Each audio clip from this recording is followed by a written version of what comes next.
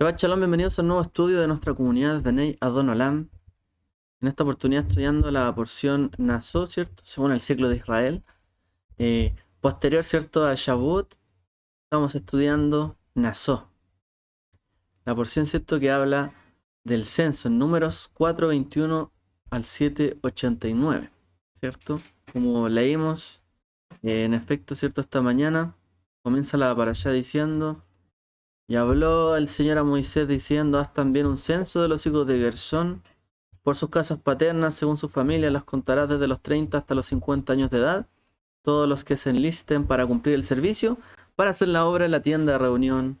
Este será el ministerio de las familias de los gersonitas para servir y transportar. Y ahí describe, ¿cierto?, todo lo que ellos debían hacer. Eran los transportistas, los que veían la logística del santuario, del tabernáculo. La cubierta, dice ahí, el velo, las cortinas, todo lo que estaba alrededor del altar, las cuerdas, utensilios, etc. Ellos llevaban todo ese servicio. Y así, ¿cierto?, se nos presentan los diferentes servicios que prestaban las familias de los Levín, que debían, ¿cierto?, realizar una labor. También ellos debían ser censados, pero de acuerdo a otra función, ¿cierto? No fueron contados junto con el resto de Israel, sino que fueron contados de manera, digamos, tribal, ¿cierto? De manera singular por sus familias, ¿cierto? Dentro de los Levín, para también designar las tareas que iban a librar en el santuario. Así es que se hace un censo para los Gershonim. Yo les decía hace un rato que me parece curioso, justo vino una persona del censo, que se va a hacer aquí también en Chile. Y bueno, pasó a hacer algunas preguntas, poquitas, creo que era como un precenso. Y se describen, ¿cierto?, esos censos de las familias de los hijos de Leví. También, ¿cierto?, eran parientes de Moisés y de Aarón. También así, el Eterno le habla a Moshe sobre lo que debe hacer respecto a las personas que estaban impuras ritualmente, aquellos que eran sospechosos, ¿cierto?, que estaban en una condición pecaminosa.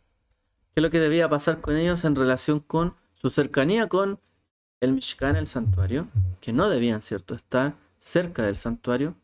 Debían alejarse y debía haber cierta santidad y pureza, ¿cierto?, en cuanto al santuario, porque allí iba a habitar la presencia del Eterno. Por lo tanto, habían cosas que no eran permisibles en ese lugar.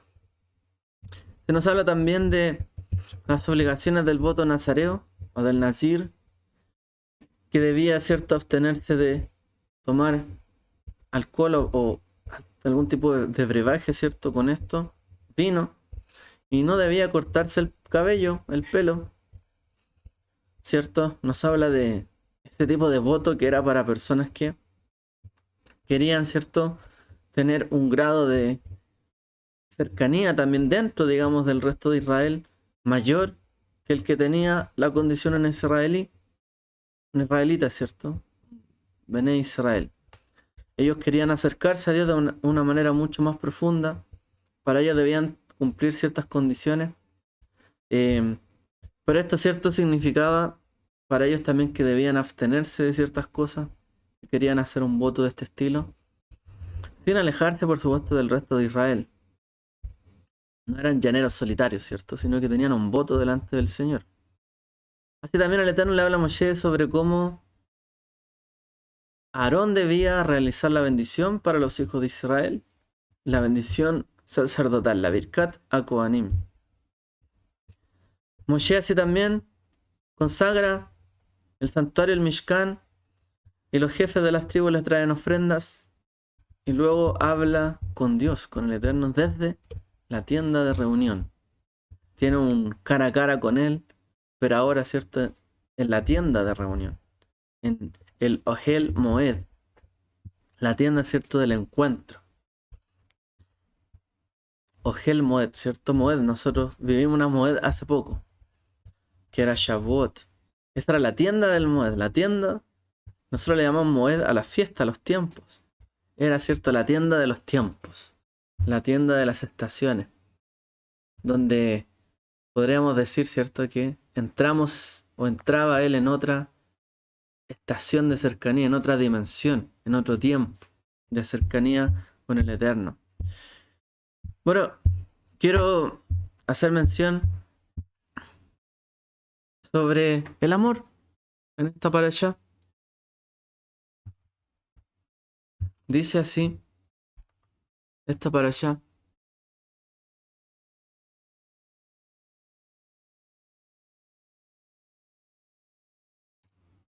Entonces habló Adonai a Moshe diciendo, habla a Aarón y a sus hijos y diles, así bendeciréis a los hijos de Israel. Les diréis, Adonai te bendiga y te guarde. Adonai haga resplandecer su rostro sobre ti y tenga de ti misericordia. Adonai alce su rostro sobre ti y te dé paz. Así invocarán mi nombre sobre los hijos de Israel y yo los bendeciré. Dice la Escritura. Esas palabras, ¿cierto?, constituyen una de las bendiciones más antiguas que se han usado, ¿cierto?, en el tiempo. Hablamos, ¿cierto?, hasta el día de hoy. La recitamos de manera diaria. Se recita desde la mañana, ¿cierto?, desde el Shacharit, en las bendiciones de la mañana. Se dicen también a última hora de la noche. Se utilizan para bendecir a los hijos los viernes por la noche. Se utiliza para bendecir a la comunidad, ¿cierto?, los días de reunión. Se utiliza para bendecir a los novios también en la fecha de su boda. Y así ampliamente, ¿cierto?, se utiliza esta bendición. Inclusive por los que no son del pueblo de Israel, también, ¿cierto?, han tomado estas palabras, que Adonai te bendiga y te guarde. Esta estructura de bendición. Y es sencilla, ¿no?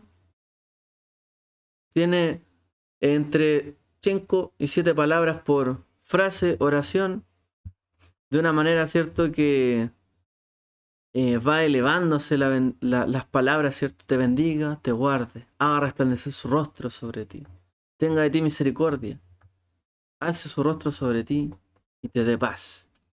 Frases breves, ¿cierto? Frases del camino, frases de la vida. Es una oración pequeña, breve. En hebreo, ¿cierto?, es todavía más breve que en español. Yevarejeja Adonai veishmerech. Yara Adonai panabeneja bijuneka. Isa Adonai panabeleja veyasem leja shalom. Corto, preciso. Realmente, ¿cierto?, es una perla de la Torá. Y una perla, ¿cierto?, que el pueblo de Israel ha guardado por cerca de 3000 años. En efecto, ¿cierto?, se han descubierto inclusive medallas, ¿cierto? Medallas que se llevaban aquí con estas palabras que tienen miles de años de antigüedad. Hasta el día de hoy se siguen, ¿cierto?, guardando, preservando estas palabras. Ahora preguntémonos en esta ocasión, ¿por qué eran los sacerdotes los que debían decir esta oración, esta bendición, mejor dicho? ¿Por qué no fueron los profetas? ¿Por qué no fueron los reyes? ¿Por qué no fueron los estudiosos, los que conocían la Torá? ¿O por qué no fueron las personas, digamos, más santas del pueblo, más respetadas? ¿Por qué fueron los sacerdotes? También nos podríamos preguntar, ¿por qué esta bendición, Birkat HaKohanim, es hecha como un mandamiento para bendecir al pueblo? Como dice, habla y diles, así bendeciréis. ¿Cierto? Kote Barjú dice, Bene Israel, así bendeciréis. Así los bendecirán. ¿Por qué es un mandamiento bendecir al pueblo? ¿Y por qué dice que nos ha santificado con la santidad de Aarón y nos ha mandado a bendecir a su pueblo con amor? Cuando recitamos, ¿cierto?, estas palabras, sale, ¿cierto?, en el Sidur, sale muchas veces como una antesala. Nos ha santificado con la santidad de Aarón y nos ha ordenado bendecir a su pueblo Israel, dice, con amor. Estas son las palabras, ¿cierto?, que se enmarcan dentro de esta bendición en cada ritual, digamos, cuando se menciona. Cada momento, digamos, íntimo. Ninguna otra bendición, de hecho, está prescrita que se deba decir o hacer con amor. No hay otra bendición que diga la Torá, y esto lo harás con amor. Salvo palabras, ¿cierto? Que se puedan decir con amor, mandamientos. Pero eso no dice, ¿cierto? Específicamente que se haga con amor. Porque esta bendición debe ser con amor. Hay un argumento, ¿cierto? Al respecto. Y sí, pongámoslo de esta manera. Un mandamiento, una orden, puede ser hecha con amor. Porque estar obligado, por ejemplo, a ejecutar una acción, no siempre eso precisa de amor. O sea, no siempre uno va a tener amor por hacer una acción en la que está obligado, ¿cierto? A tomar una decisión o a decir algo. Entonces, las órdenes deben ejecutarse con amor, con una intención adecuada, solo deben cumplirse, deben hacerse con cabana, con intención, ¿cierto? Deben hacerse con realmente devoción. O si en sí mismo el acto de bendecir es suficiente. ¿Es suficiente bendecir, decir las palabras, cumplir el mandamiento? ¿O en realidad si no se hace con cabana o con amor no se cumple? Pero por otro lado, pensamos, ¿cierto?, que la intención de hacer algo es diferente a la acción en sí misma. Uno puede tener una intención de hacer algo y no hacerlo. Pero uno puede hacer algo sin haber tenido la intención. Son dos cosas diferentes. La intención significa realmente que estoy realizando el mandamiento de bendecir con amor, o bendecir simplemente porque estoy ordenado a bendecir. Obviamente entiendo de que lo hago por una obediencia a Dios, pero no tiene que ver con el amor. Hacerlo con intención porque Dios dijo que tenemos que bendecir a su pueblo, bien, pero hacerlo con amor es diferente. ¿Y por qué este mandamiento requiere entonces hacerlo con amor? Por otro lado, ¿por qué las personas bendicen a las demás personas? ¿Por qué dice Dios, y así bendeciréis? Cote Barjú dice, así bendecirán a los hijos de Israel. ¿Por qué no dijo así? Dirán, y yo bendeciré a los hijos de Israel. ¿Por qué dice, así bendecirán? ¿Por qué las personas? ¿No es acaso Dios quien bendice a todo el mundo, a su pueblo Israel? ¿Por qué Dios necesitaría un intermediario que fuera un humano, un sacerdote? De hecho dice, pongan mi nombre sobre los israelitas y yo los bendeciré. Entonces uno podría entender, claro, la bendición no viene del mismo sacerdote, sino de Dios mismo. Pero entonces, ¿por qué los sacerdotes debían poner su nombre, el nombre de Dios, cierto, sobre el pueblo? ¿Y por qué ellos tenían que decir esta bendición? Un par de preguntas. Veamos, cierto, algunas respuestas para estas preguntas. ¿Por qué los sacerdotes? Bueno, el Sefer HaChinuch, el libro, cierto, de la educación que nos habla de los mandamientos, nos explica que sencillamente los sacerdotes eran un grupo apartado, consagrado, ¿cierto?, dentro del pueblo de Israel. Pasaban sus vidas, ¿cierto?, sirviendo a Dios en el servicio divino. Por lo tanto, toda su labor, su trabajo, su abodá era santa, sagrada. Ese era su entorno. Eso era donde se movían, todo era sagrado. Por lo tanto, ellos también eran guardianes de lo santo y de lo puro. Por lo tanto, era obvio, ¿cierto?, que ellos debían realizar esta oración, este rito sagrado, ¿cierto?, para hacer descender las bendiciones de Dios para el pueblo. Porque ellos eran los designados, los apartados, los que tenían, ¿cierto?, la bendición. Y en ellos estaba en el fondo la santidad de Dios. Se movían en esto. Por lo tanto, eran los más indicados para hacer descender una bendición especial de Dios. Otra explicación. Los sacerdotes no tenían parte en la tierra, no tenían una heredad.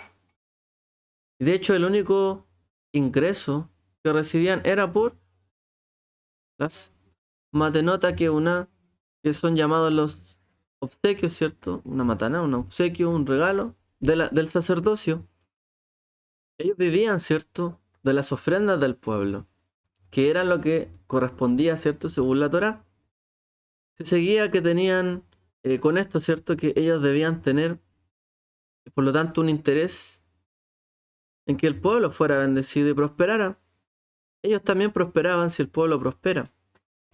Por lo tanto, bendecirían al pueblo de todo corazón buscando su bien para así beneficiarse, ¿cierto? Mutuamente. Esto es una explicación un poco más, digamos, material, en el sentido de que se concrete algo, ¿cierto? Si ellos son bendecidos, yo soy bendecido. En realidad hay una dependencia mutua. Si lo hacen con amor, ¿cierto? Es porque del que el pueblo sea bendecido, que sean prosperados, que sean guardados, que Dios tenga misericordia de ellos, ¿cierto? Que Dios los ilumine, significa que también su trabajo está teniendo efecto. Su trabajo, ¿cierto? Es estar en la presencia de Dios, en la santidad. Y si el pueblo, ¿cierto? Es bendecido, es guardado, es porque Dios está con ellos. Por lo tanto, los bendecimos, ¿cierto? Con amor, para que también reciban lo que ellos han recibido y así puedan darle, ¿cierto? A Dios y a ellos, ¿cierto? Lo que han recibido y sea en el fondo un mutuo beneficio. Una tercera explicación de por qué los sacerdotes. Dice que cuando fueron consagrados, ¿cierto? Para el servicio del tabernáculo del Mishkan, dice que Aarón levantó sus manos hacia el pueblo y los bendijo.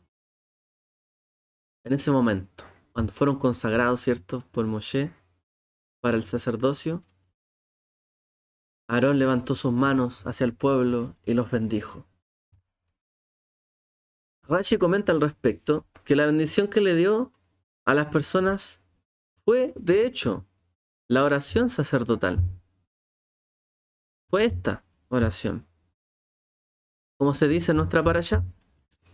Sin embargo, hay otros que piensan o que opinan, como Rambam, que tal vez fue una bendición espontánea, fue algo de corazón, fue algo que le nació en ese momento, debido a tal generosidad, ¿cierto? Que había recibido también del Espíritu de Dios en ese momento, cuando fue revestido, ¿cierto? De la Keuná y fue dedicado para el sacerdocio. En ese momento, en el fondo, Dios le dio recompensa a él por haber hecho esto de manera espontánea, de que ellos tuvieran la oportunidad de bendecir siempre al pueblo de Israel en adelante. Tal como dice la Torá, ¿cierto? Aarón levantó sus manos hacia el pueblo y los bendijo. Es decir, en ese momento, ¿cierto? Él no solamente vio por sí mismo. Aarón no solamente vio que él estaba siendo grandemente bendecido con la Keuná, el sacerdocio y toda la labor que debía realizar en el Mishkan en ese momento. Y a partir de ese momento. Y todas las ropas, ¿cierto? Hermosas que estaba recibiendo, todas las acciones, las bendiciones de Moshe, todo lo que se cubría sobre su cabeza, sobre sus ropas, en todo lugar, prácticamente ahí inspiraba no solamente santidad, no solamente, ¿cierto? Pureza, sino que también mucha, digamos, honra, inclusive se veía mucha, ¿cierto? Gloria en cuanto incluso a lo visible, las ropas, ¿cierto? Lo material. Realmente en ese momento él se sintió tan honrado y tan bendecido que él quiso bendecir así también a los hijos de Israel. No quiso quedarse con su bendición para él y para su familia y ya, sino que inmediatamente, cuando recibió, ¿cierto? La Keuná y fue consagrado, levantó sus manos y bendijo al pueblo de Israel también. De toda bendición que él estaba recibiendo, él quiso bendecir también al pueblo y que el pueblo fuera bendecido. Y dicen que por esto también hubo mérito de que realmente Aarón y sus hijos pudiesen bendecir siempre al pueblo de Israel. Baruch Hashem. Esto nos enseña, ¿cierto?, a nosotros realmente cuando tenemos un momento de bendición, un momento de alegría, un momento de consagración, cuando hemos recibido alguna honra, ¿cierto? Realmente debemos tener el corazón de Aarón. A Aarón que en ese momento fue tan feliz, ¿cierto?, por haber recibido esta honra, que quiso bendecir también a todo el pueblo de Israel y que ellos también se sintiesen como él y recibiesen, así como él, esa bendición. ¿O acaso las ropas de Aarón no los protegían? Cuando uno se viste, ¿cierto? La ropa uno nos guarda, nos bendice. Las ropas que poseía y parte de ellas brillaban. Y dice, y haga Adonai resplandecer su rostro sobre ti. Sus ropas también brillaban. Tenga de ti, dice, misericordia. ¿Acaso no se sentía él honrado? Porque él había caído, ¿cierto?, en una falta con el becerro de oro, lo cual podría haberlo descartado por completo de la queuna del sacerdocio, pero al contrario de esto, Dios tuvo misericordia de él y le dio una gran honra. Dice el Señor, alce sobre ti su rostro y te dé la paz. Y no fue que él estaba quizás atormentado por esta situación, afligido por el error que había cometido. Pues Dios, en ese momento cuando él fue dedicado, ¿cierto?, en la queuna, se dio cuenta, ¿cierto?, de que no debía mirar hacia abajo, porque lo revestía de santidad, por lo tanto podía mirar hacia Dios, ¿cierto?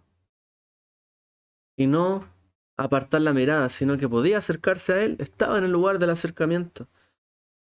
Y así recibió paz. Aarón también, por todo lo que él había pasado, también así recibió la paz, ¿cierto?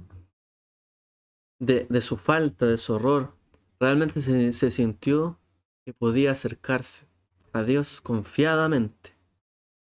De alguna forma había olvidado aquello, tuvo de él misericordia y podía hacer el sacerdocio en paz. Y obviamente tenía una deuda con el pueblo de Israel por haber hecho, ¿cierto?, esa falta. ¿Y qué hizo inmediatamente cuando se sintió así? Alzó sus manos al pueblo y los bendijo, dice. Inmediatamente lo que él había recibido quiso dirigirlo, ¿cierto?, hacia el pueblo. Un bonito momento, ¿cierto?, para Aarón en ese instante. Ahora, ¿por qué esta mitzvah, ¿cierto?, de bendecir al pueblo debe ser realizada con amor?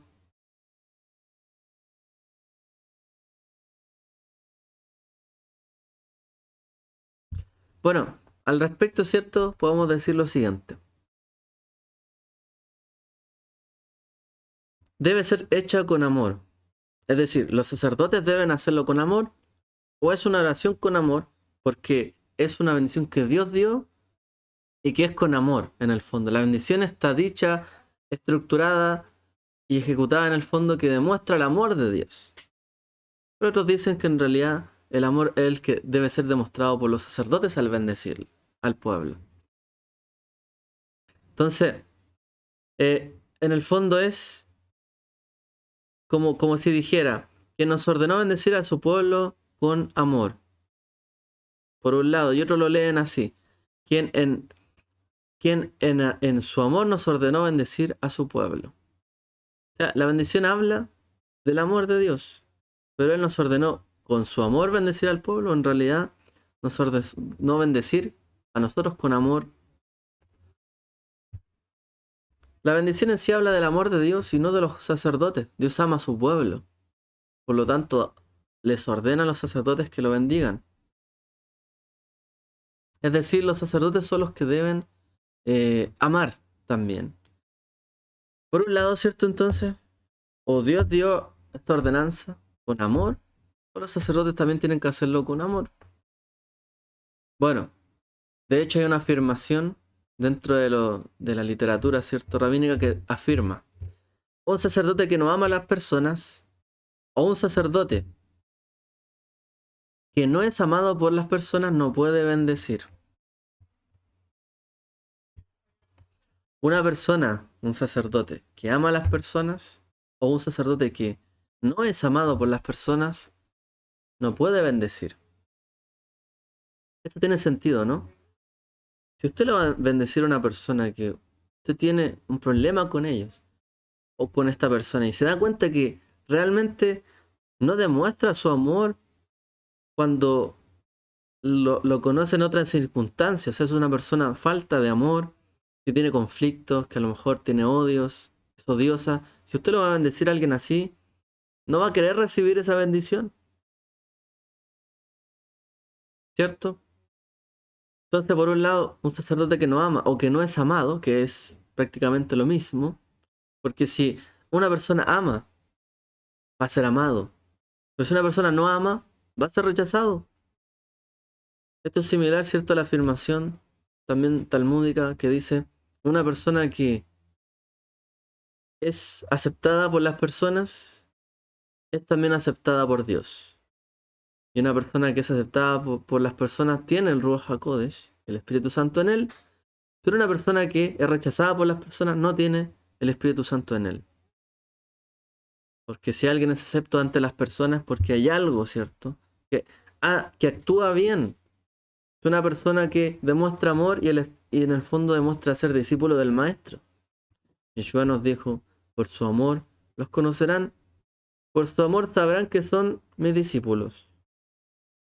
Si no demostramos amor, las personas no querrán recibir de nosotros. Y así también se les dijo a los sacerdotes que si no demostraban amor, no podían ser, ¿cierto?, una fuente de bendición para otros. Solo podemos bendecir lo que amamos. ¿Quién querría bendecir algo que no le gusta, que no quiere? De hecho, lo que hace el común de la gente es maldecir en vez de bendecir.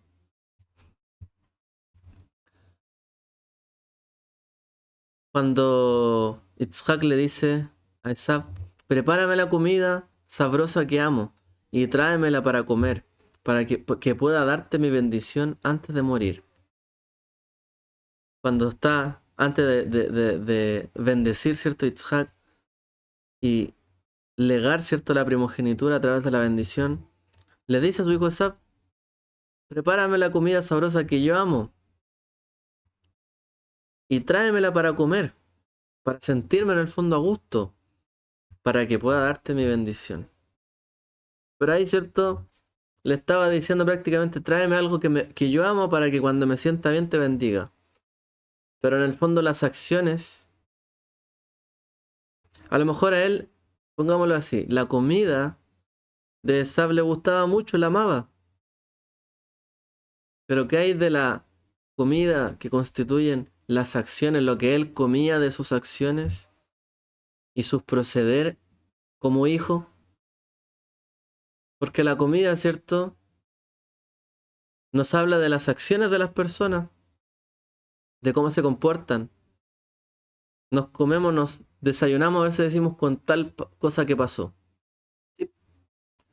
En el fondo nosotros también alimentamos, ¿cierto?, nuestra imagen de otros por sus acciones. Y le dice a Esab que tus acciones en el fondo sean traerme la comida que yo amo para que pueda bendecirte. Es decir, no le dice, ven que te voy a bendecir porque te amo. Le dice, tráeme la comida que amo para que pueda comerla y yo te bendeciré. Claramente, ¿cierto? No ameritaba una bendición, o sea, no merecía una bendición con amor esa, sino que Itzhak estaba tratando de dársela, pero a través de un intermediario. Algo intermediario, la comida. Ya fuera la comida que a Itzhak le gustaba, o lo que representaba sobre el carácter de Esab, algo que le gustaba de él, que se preocupaba en el fondo de llevarle siempre la comida que le gustaba. Isaac en el fondo necesitaba de alguna forma que hubiese amor en medio de la bendición. De nuevo, volvemos a lo nuestro. ¿Por qué entonces la bendición de este mandamiento debe hacerse con amor y no hay otra que diga que debe hacerse con amor, porque en, en cualquier otro caso, ¿cierto? Donde uno cumple un mandamiento, es uno o la persona quien realiza la mitzvah, es decir, el acto constituye, ¿cierto? El mandamiento, uno hace algo y ese fue el mandamiento. Pero excepcionalmente para los Kohanim, los sacerdotes, ellos tenían que ser un facilitador en el fondo, un intermediario. No un hacedor, un intermediario de la bendición. ¿Ok? No el hacedor de la bendición, ellos eran intermediarios. Pues el hacedor es Dios mismo. Ponga mi nombre sobre los hijos de Israel y yo los bendeciré, dice. Entonces, es decir, los Kohanim eran vehículos, canales, a través de los cuales fluía la bendición de Dios. Y ahí lo entendieron. En efecto, ¿cierto? Nuestro padre Itzhak también lo entendió. Y también lo sabían.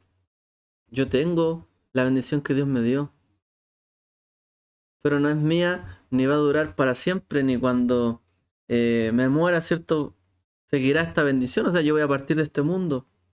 Yo he sido solamente un vehículo, ¿cierto? De esta bendición. Que hoy día pasará a mis hijos.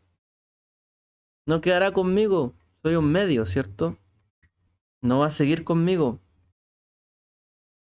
Algo similar, ¿cierto? Pasó con los Kohanim. Eran intermediarios, un vehículo. No eran los mismos, ellos mismos los que daban la bendición. Segundito que...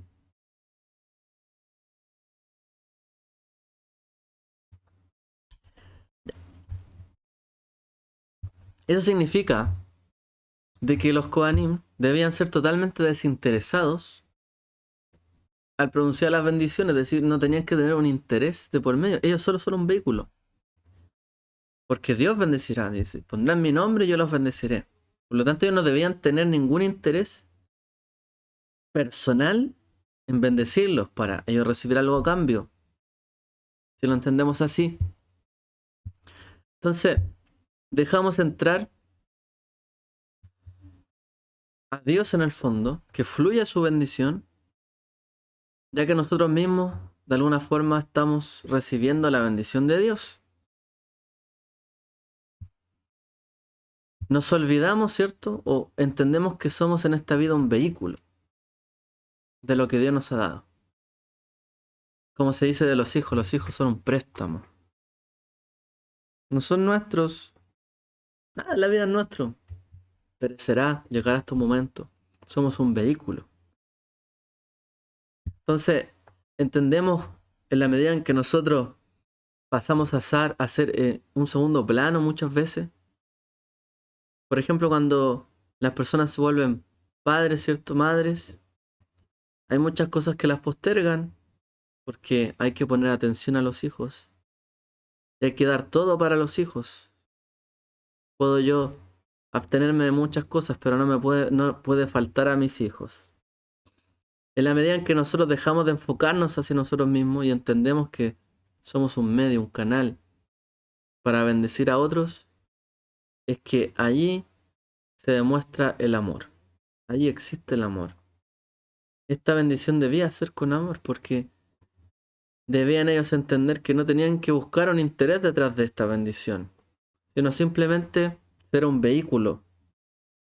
Y para ser un vehículo hay que ponerse en segundo plano. Y cuando uno se pone en segundo plano, pone en primer plano a los demás. Y allí hay amor. Eso es amor. Por ejemplo, cuando Jacob se enamoró de Rachel y le dice, y bueno, y trabajó, ¿cierto? Para su padre, o su suegro Labán, el padre de Rachel, ¿cierto? Dice, y así sirvió Jacob 7 años para conseguir a Rachel, pero le parecieron como pocos días a causa de su amor por ella. Ante esto se hace una pregunta. O sea, precisamente dicen algunos porque estaba enamorado, 7 años le debieron parecer una eternidad, un siglo. O sea, si de verdad estaba enamorado y tenía tantos deseos de estar con ella, quizás debió haberse desesperado en tanto tiempo. Hubiese dicho antes a Rachel, yo te amo, escapémonos, vámonos de acá. Debió parecerle muchísimo tiempo. Bueno, él no estaba, la respuesta ante esto es que él no estaba pensando en él mismo, estaba pensando en ella, ¿cierto? El objetivo era estar con ella, y para estar con ella tenía que pasar eso. Bueno, lo pasará, lo iba a pasar. No debía haber nada egoísta en su amor. Si tengo que dedicar 7 años para esto, dedicaré 7 años para esto. Porque la amo. Por lo tanto, soportaré todo lo que tenga que soportar. Estaba, ¿cierto? Su intención en el deseo. Ahora, nuestro punto cierto para concluir esta lección. Hay... La Torá dice lo siguiente: sed santos porque yo, el Señor vuestro Dios, soy santo. Es decir, hay un... Hay un modo de comportamiento, una ética, ¿cierto? De los sacerdotes que ellos debían ser santos. De hecho, cuando se habla del amor a Dios y el amor al prójimo, está en ese pasaje donde habla de la santidad. Sed santo, ama a tu prójimo, como a ti mismo. La ética de la santidad, dice los sabios, es la misma ética del amor. Las dos son una. Como dicen los sabios, sed discípulos de Aarón, que amaba la paz, buscaba la paz, amaba a las personas y las acercaba a la Torá. O sea, es decir, ¿cuál es la ética de la santidad? Sed santos porque yo soy santo. Es decir, todo lo que yo hago, ¿cierto? Y los mandamientos que cumplo lo hago para conseguir la santidad. Y la santidad no es otra cosa que apegarse a Dios. Y uno se apega a Dios porque ama a Dios. Ama a Dios. Es decir, ser santo es amar a Dios. Querer que el pueblo sea santificado es amar al pueblo. Esa ética, ¿cierto? Es la visión, podemos decir, de los sacerdotes, de los Kohanim. Al bendecir al pueblo, los Kohanim mostraban, ¿cierto?, lo que era el amor al prójimo. Ama a tu prójimo como a ti mismo. Así como yo he sido bendecido, que todo el pueblo sea bendecido. Uno debe hablar en alabanza de su prójimo y ser considerado con su dinero, tal como es considerado con su propio dinero, o preservar su propio dinero en el fondo. Los sabios dicen en el Talmud, uno debe hablar, ¿cierto?, bien, con amor de su prójimo, así como es considerado una persona con su dinero. Y así como le gusta preservar su dinero y todo, porque es suyo. Y es egoísta, por así decirlo, cada quien, ¿cierto? Sabe qué tiene que gastar, qué tiene que hacer acá, y cada uno lo tiene como algo propio, personal. Así dice los sabios, uno debe hablar alabanza, ¿cierto? Y hablar con amor con el prójimo, así como en el nivel en que uno debe ser considerado con lo que tiene, con su dinero. No hay mejor ejemplo que ese. Si tú de verdad, ¿cierto?, valoras lo que tienes, lo que has conseguido, lo que has logrado, bueno, así también ama a tu prójimo. Porque la gente se suele alejar del prójimo precisamente cuando consigue cosas, logra cosas, obtiene mucho. ¿Qué pasa? Se olvida de los demás. O piensa que los demás a lo mejor no necesitan, o que en realidad deberían ellos esforzarse más. O se aleja, ¿cierto?, por sus propios logros. Dice los sabios, deberías pensar en amar a tu prójimo tal como en el fondo eres considerado con lo que tienes y cómo lo quieres preservar. Bendecir a las personas demostraba, ¿cierto?, que buscaban el bien de ellos. Y ese bien es el amor, amarlos. Por lo tanto, los Kohanim, los sacerdotes, nos enseñan así del amor, públicamente, el bien común. ¿Qué es lo que deseaban los Kohanim? Que el pueblo fuera amado y fuera bendecido. Que todos fueran bendecidos, tuvieran bienestar de parte del Altísimo. Que todos, ¿cierto?, pudiesen realmente recibir de Dios. Y no solo ellos, no de manera egoísta, ¿cierto? Como quien solamente quieren únicamente quedarse con lograr sus intereses y ya, sino que todos fueran bendecidos. Ninguna sociedad egoísta puede vivir mucho tiempo, ni estar estable mucho tiempo. Ninguna sociedad donde sus líderes que solo piensen en ellos podrá preservarse mucho tiempo. Pero una sociedad donde, por ejemplo, los Kohanim, los que lideran la santidad, aman al pueblo y hacen las cosas en el beneficio del pueblo y no de sí mismo, sino que su beneficio es la santidad de Dios, cumplir sus órdenes, hacer la justicia, cumplir con lo que están comandados y hacerlo con amor para el pueblo. Por supuesto que ese modelo de pueblo y de sociedad es virtuoso. Pero una sociedad o un pueblo que tiene sacerdotes o líderes, ¿cierto?, que solo piensan en sus intereses, ¿podrá mantenerse mucho tiempo? No, difícil, imposible. La gente, ¿cierto?, se cansa de esto. Por lo tanto, la ética de los Kohanim es la ética del amor. Necesitamos amor para poder bendecir a otros. El amor es la forma en la que se materializan las bendiciones en este mundo. No hay bendición que sea recibida en este mundo si no es dada con amor. Dios creó el mundo con amor. Nuestros padres nos criaron con amor. Nuestros familiares, amigos, conocidos. No viene cierta bendición al mundo sino a través del amor. Y el amor es la forma en la que entran las bendiciones a este mundo.